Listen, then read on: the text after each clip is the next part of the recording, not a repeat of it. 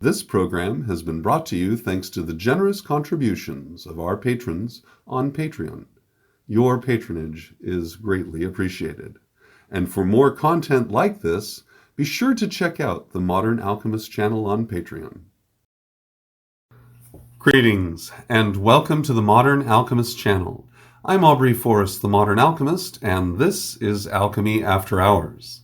Today on Alchemy After Hours, I thought it would be really good if we sat down and for the first time really specifically introduced the concept of the two kings relative to the Tree of Life.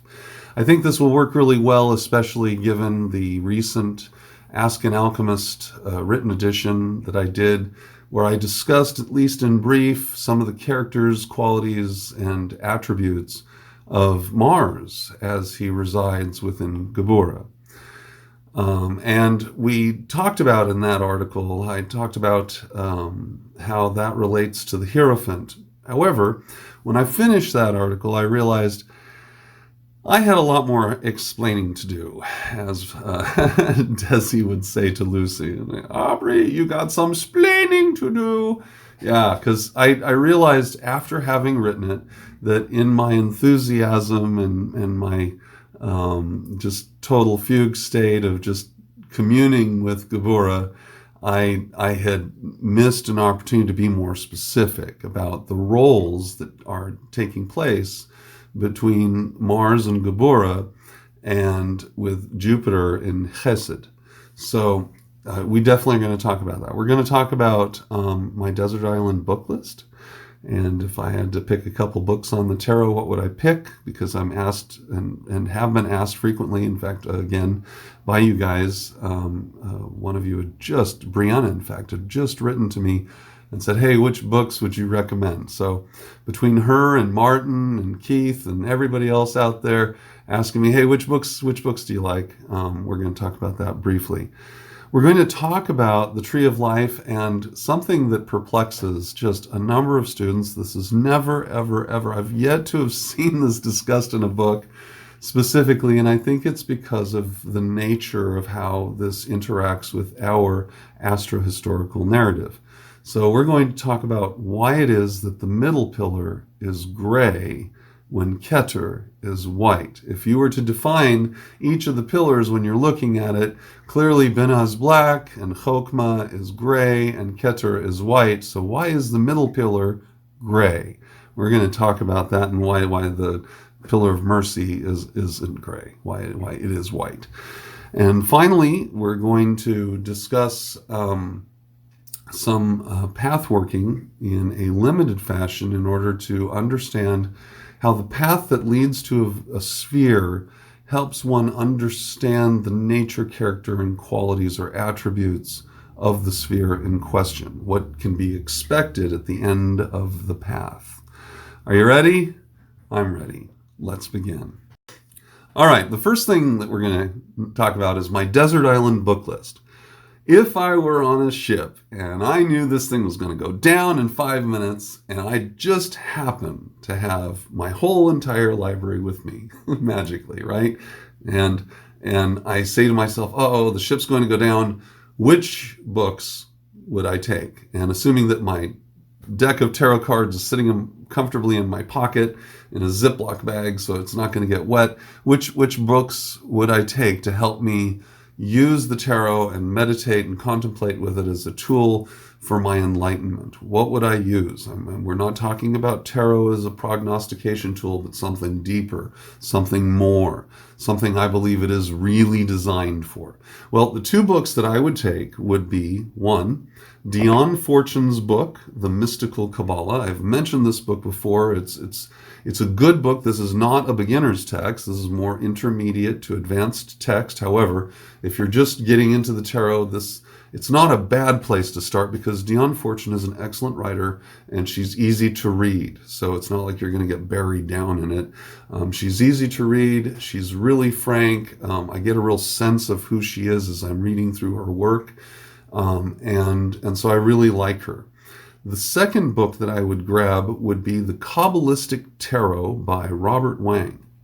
And as I had mentioned to one of you earlier, I had actually had this book before. and had lost it. And I know some of you guys are out there like, "Oh man, you lose your books a lot."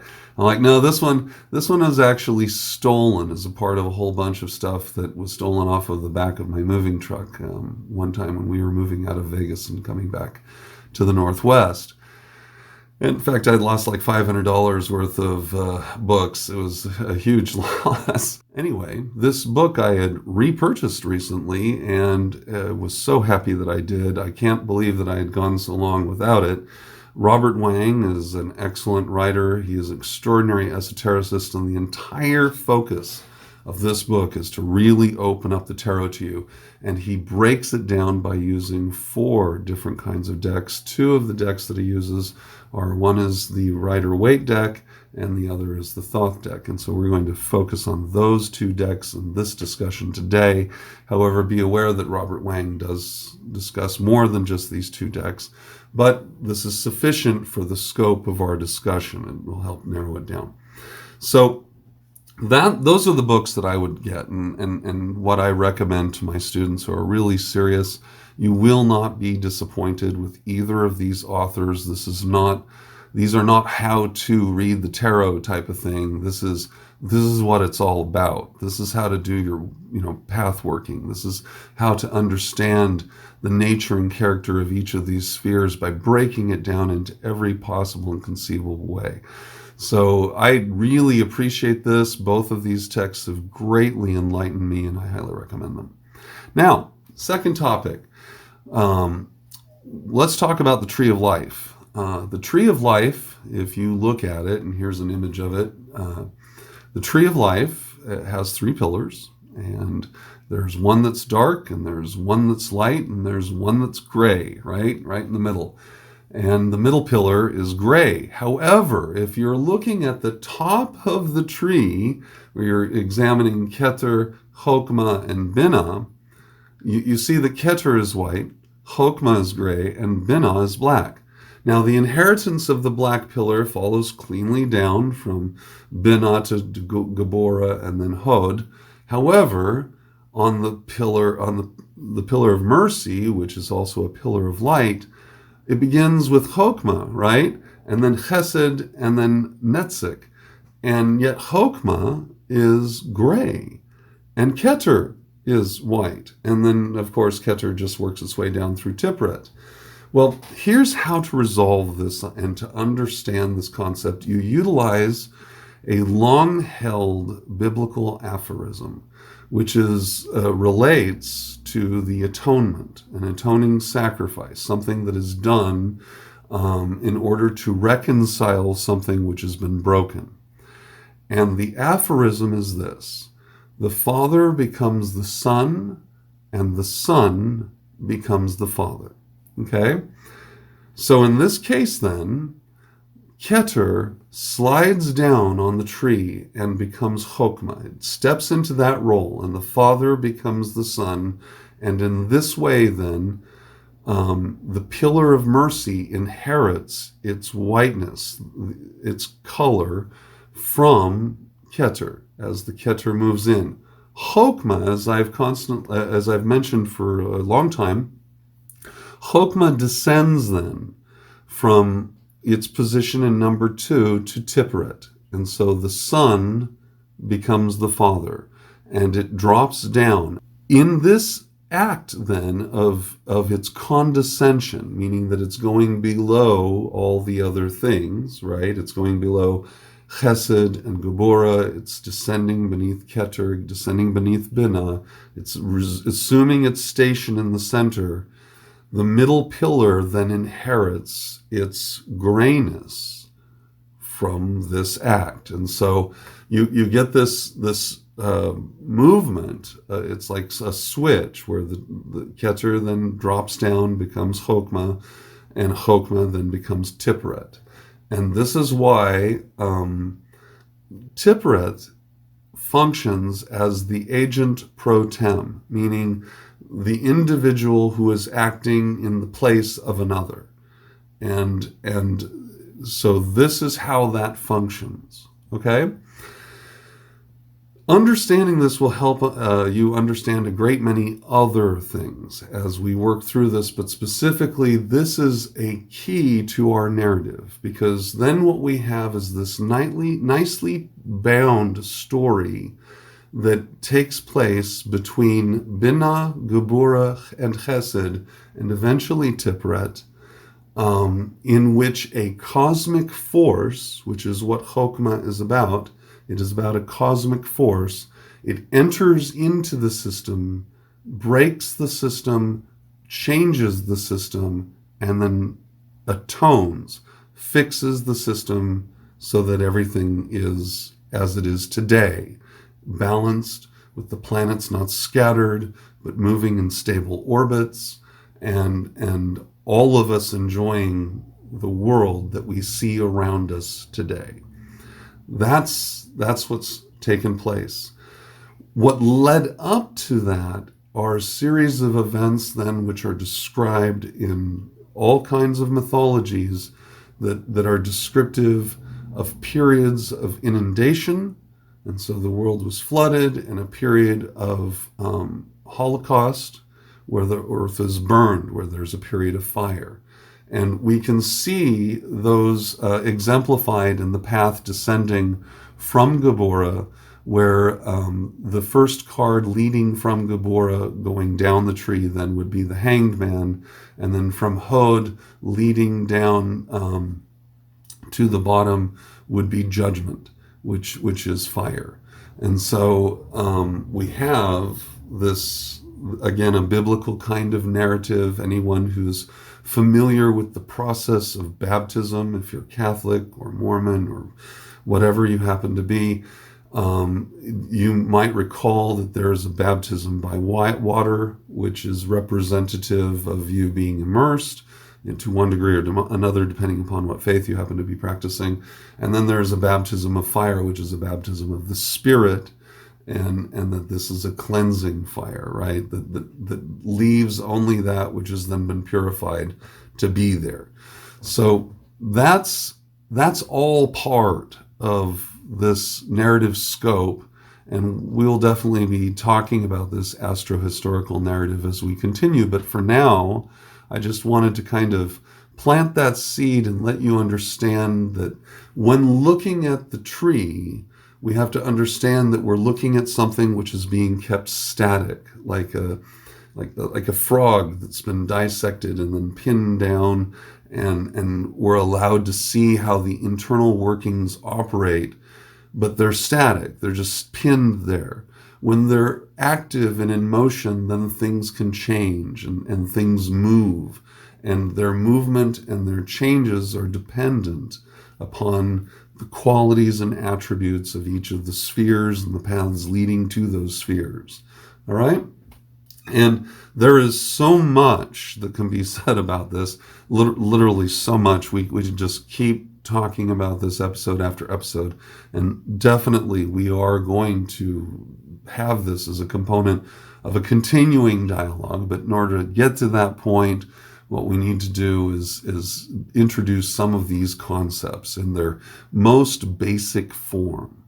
So, as a part of that, now that we understand how the middle pillar has become gray through the condescension of the Son of God, right, and becoming the literal Son, S-U-N, of the divine, right? And that condescension is a component of the atonement, meaning that this entity, the sphere, has descended from its one status and position and been brought low that all other things might be brought up, right? With it, you get an idea that this is all part of an astro-historical narrative that has then been anthropomorphized.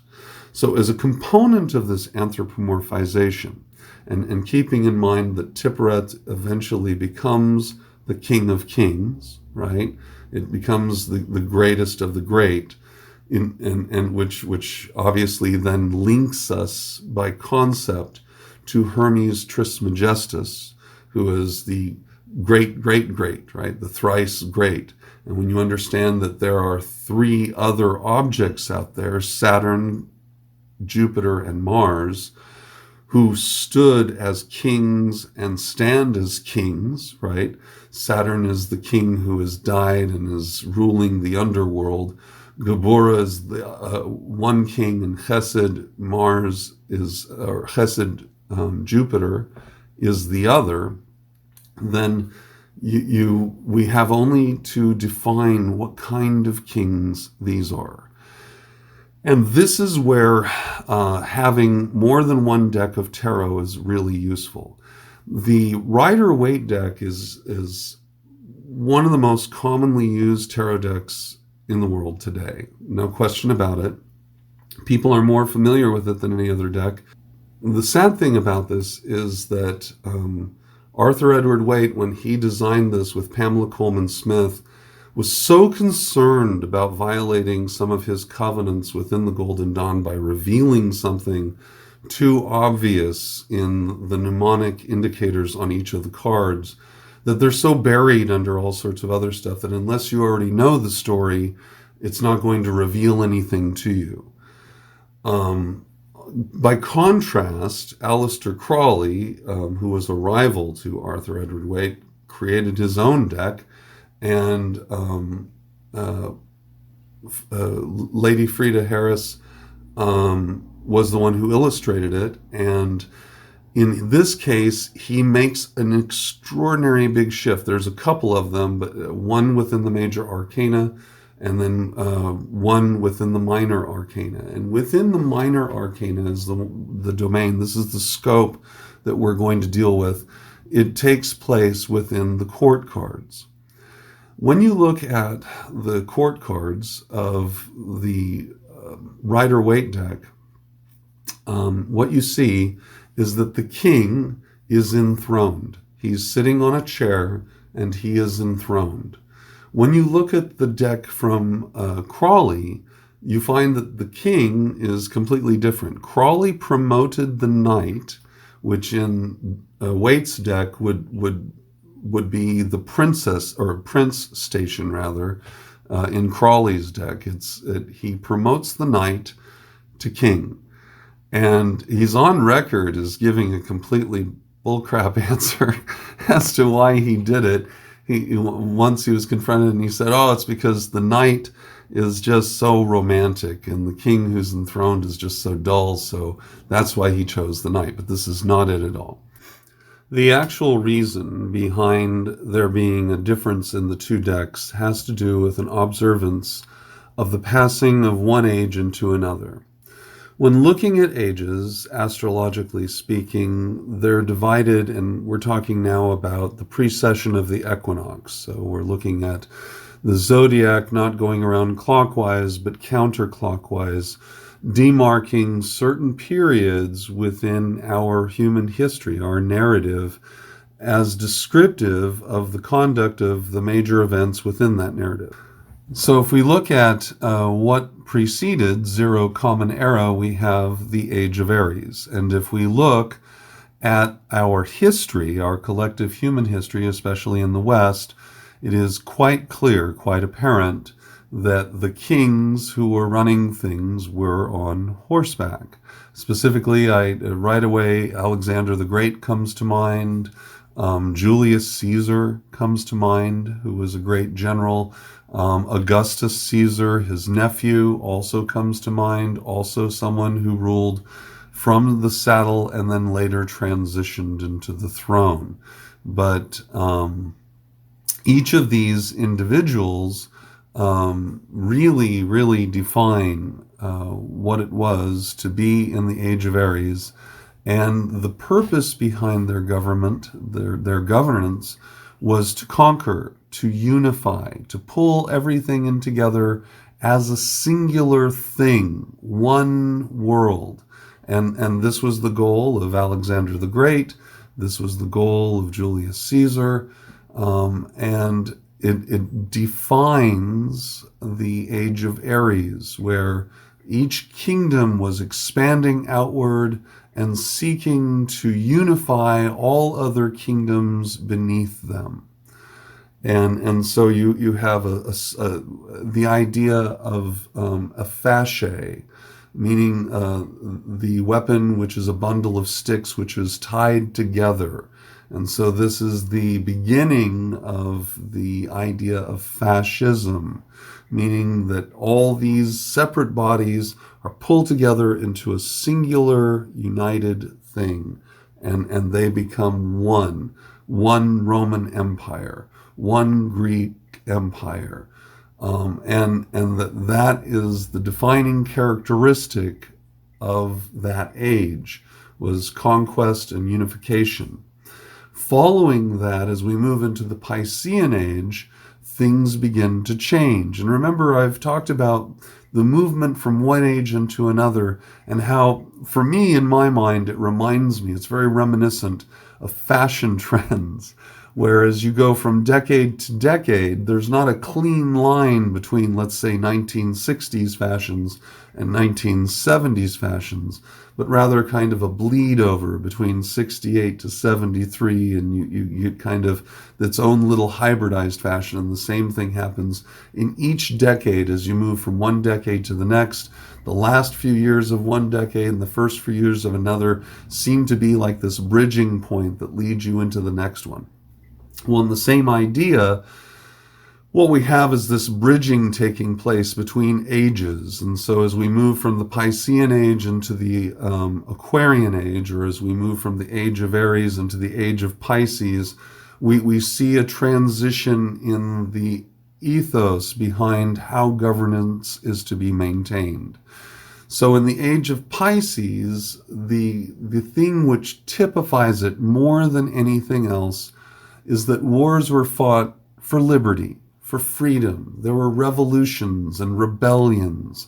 There was a unification of governments through alliances and treaties, and that these alliances and treaties allowed each of these governments to remain completely independent of each other, but that they would come together for a purpose, more often than not for the purpose of war, and that their unification was for the effect of stimulating economic and political growth within their own domains. So everyone is their own individual, their own government, their own purpose, or their own presentation of what that government is and is about.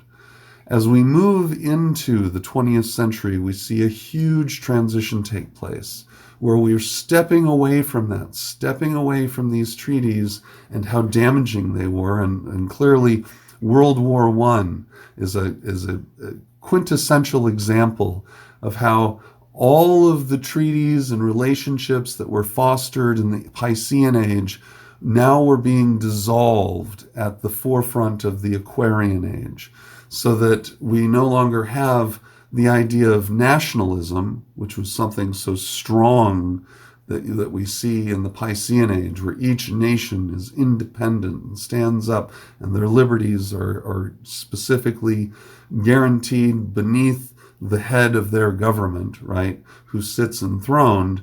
And now the change in the Aquarian age is a dissolution of national boundaries, a dissolution of all of these things, going back in a way to what was sought after in the age of Aries, which was one world, one government, all united. So in this case, then, what we're looking at, we saw the dissolution of all those treaties and relationships and negotiations in World War I. We saw a transition completed in World War II, where at the conclusion of that war, national boundaries were dissolved, and mega corporations were stepping to the forefront. And there's all kinds of stuff that you can read about how even during the war, certain corporations seem to be above and outside the domain of their nation, in that they were participants, perhaps one could say, on both sides of the war, with the effect, the end game being that these boundaries, these walls to trade, these walls to commerce would then be dissolved, and there would be a lot more mobility. It would be one world underneath an economically driven government. that is global. And those of us who are paying attention to economics today and are observing transitions that are taking place, we can see this transition taking place now in our lifetimes. We can feel it where the products that we enjoy today are being brought to us from all over the planet, and so that we always have fruit regardless of what season of the year it is. We always have vegetables. There's always a quantity of supplies and ideas and concepts and peoples all intermingling, all becoming part of one world. So that is something to look forward to as we move into the Aquarian age, the age of Aquarius. It's going to be a lot more Star Trek-y, where basically there is just, we're all human. We're all part of planet Earth. We're all one environment. It's a closed system. We all take care of each other. This may all seem like a lot, but it really is just the broad strokes of this information, meaning that it's just the basics, the foundation, the start point of looking into it and seeing what else can be revealed. And that's what brings us to then the paths leading to each of these individuals on the tree, and how important those paths are, what they mean, and how they define the destination. The sphere that they lead to is the destination. And so just like if you're taking a hiking trip, and you're hiking through a forest, you don't expect to see a desert at the end of your journey because you're in the forest. You expect to see a lake or a waterfall or a clearing or something that would environmentally make sense of where you are based on the path that you took to get there. In the same sense, when looking at the tree and trying to understand the various spheres within the tree, it is of extraordinary benefit then to look upon the major arcana which demark the paths leading to the various spheres as clues to the characteristics and qualities of those spheres. So when we look at the Hierophant leading to Chesed, and we look at the Chariot leading to Geburah, we get a really, really clear idea of how the transmutation and force of the power which is descending down the tree into those spheres impacts the destination.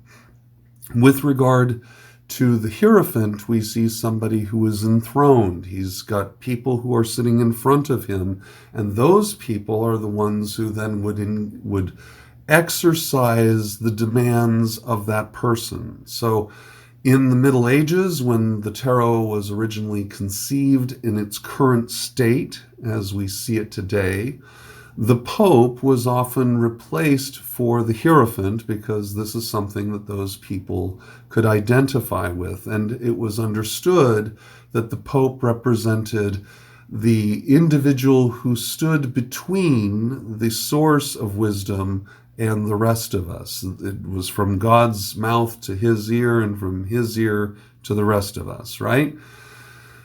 On the other side of this, we see the Chariot, and the charioteer is unique by comparison because the Hierophant is a complete person. You can see him from head to foot, and he's clad in robes, and you get a sense of him being someone who is stationary, whose influence then proceeds out from the throne.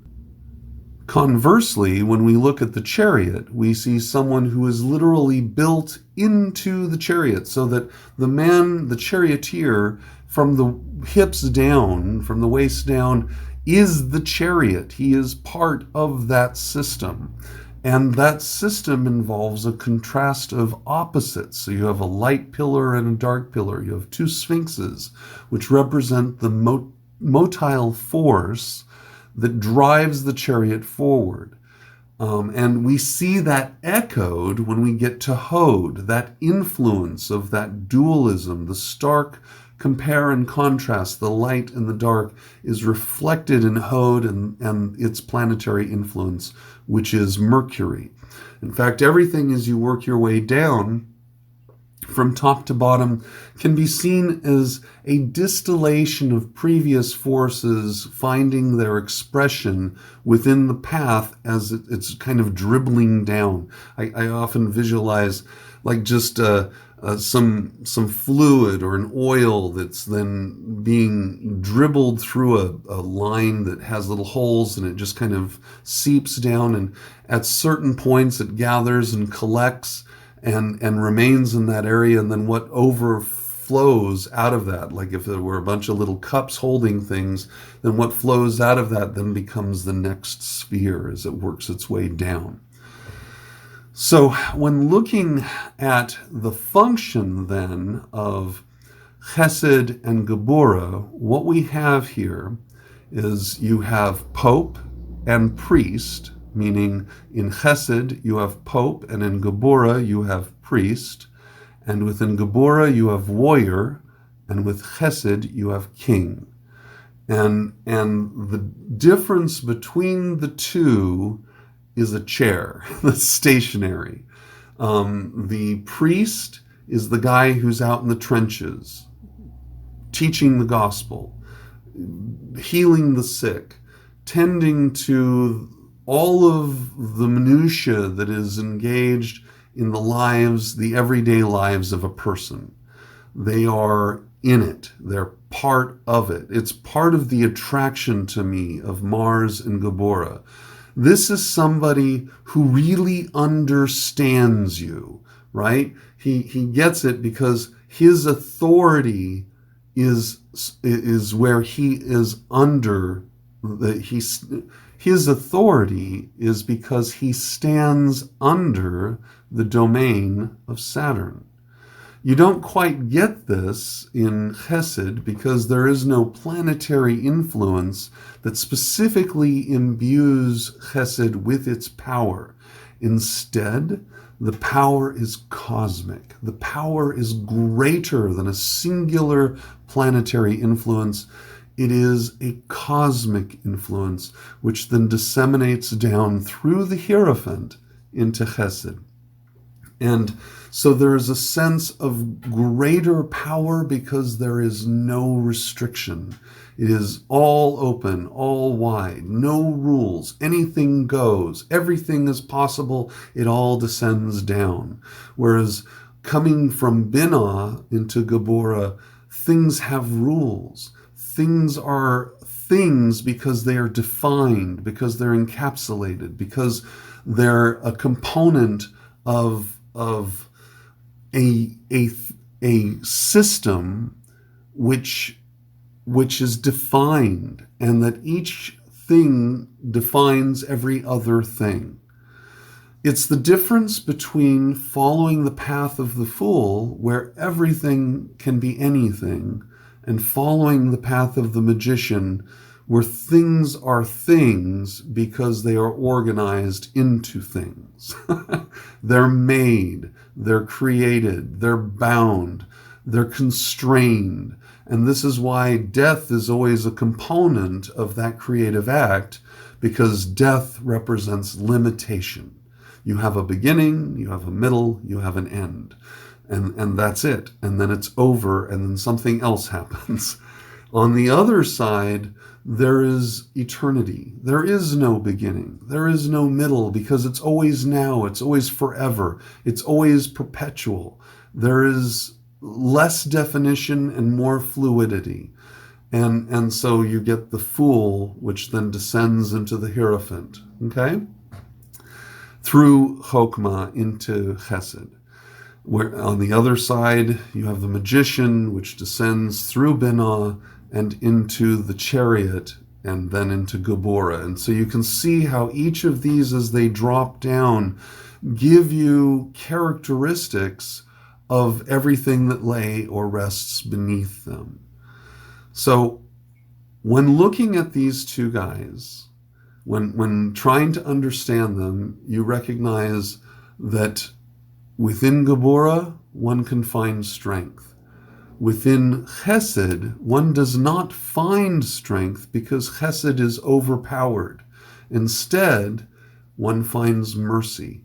And mercy can only be extended by one who has power that is greater than the person that they are granting the boon to. On the opposite side, in Geburah, we have compassion. We have the person who understands because they are there. They stand under the authority, the dominion, the power, and the limitations, the strictures which make Geburah severe. They stand under that. They understand, and by standing under it, they understand, right? And so from that communal suffering, from that understanding of this is what it is to be limited, this is what it is to have to cope with that, this is what it means to sacrifice, this is what it means to be within the strictures of justice. There's so much more that can be said, so much. This video would go on for hours just talking about the comparison and contrasting nature between the two of these individuals and their roles. When you see the paths which descend from each of them into Tipperet, we get more of an enlightened comprehension of what it is that make up these two anthropomorphized individuals that stand in those spheres. For Geburah, because it is about rules, because it is about strictures, because it is about limitation, we have justice descending from Geburah into Tipperet. On the other hand, from Chesed into Tipperet, we get the hermit. We get the individual that goes out with their light into the world and brings forth illumination. It is through the hermit that Tipperet becomes Lucifer, the bearer of light, because it absorbs and adopts that quality, because that quality is in the path that leads to it. It is also through the path of justice where Tipperet becomes the judge, the final judge that will determine what you have done to be good or bad. And multiple religions describe this interaction of the Son of God, the Son, standing in judgment in behalf of the Father. So receiving a divine investiture of authority to do so.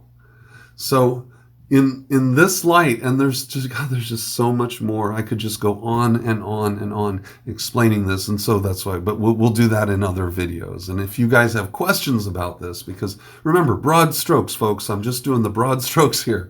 But if you have questions about this, let's hear them so that we can dial this in a little bit more. Because as we work through the tarot and as we work through the tree, using the tarot to help illuminate what this is all about and give us visual imagery to help us understand what this is about, we're going to find ourselves obtaining greater and greater access to the Akashic record, because it is through this, it is through path working and understanding the spheres and contemplating it that opens those doors. And each sphere has its own key and its own door.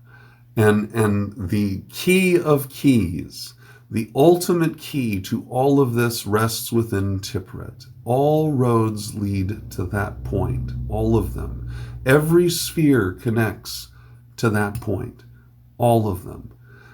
And by understanding that, you can recognize another narrative aspect of our story where all of the gods, if you will, have their power consolidated within one being, who then becomes the supreme God, the supreme sphere, the supreme deity that is capable of conducting activities on all fronts and engaging in things on all fronts, both secular and spiritual. So I hope that this helps. I hope that this clarifies things more and helps you understand that Geburah when functioning as an agent of the church, is working in the trenches. And that's why in the article I point out that the Pope signed an act dividing the world between Spain and Portugal.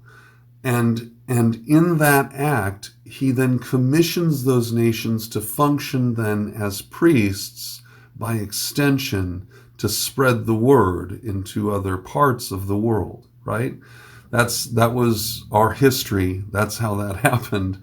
And that was the function that they engaged upon. So the concept then of a priest also being someone who is a warrior then defines the idea of a cleric, a person of a religious caste who is trained in the art of combat for the purpose of the defense of the church or the defense of the orthodoxy, whatever that happens to be.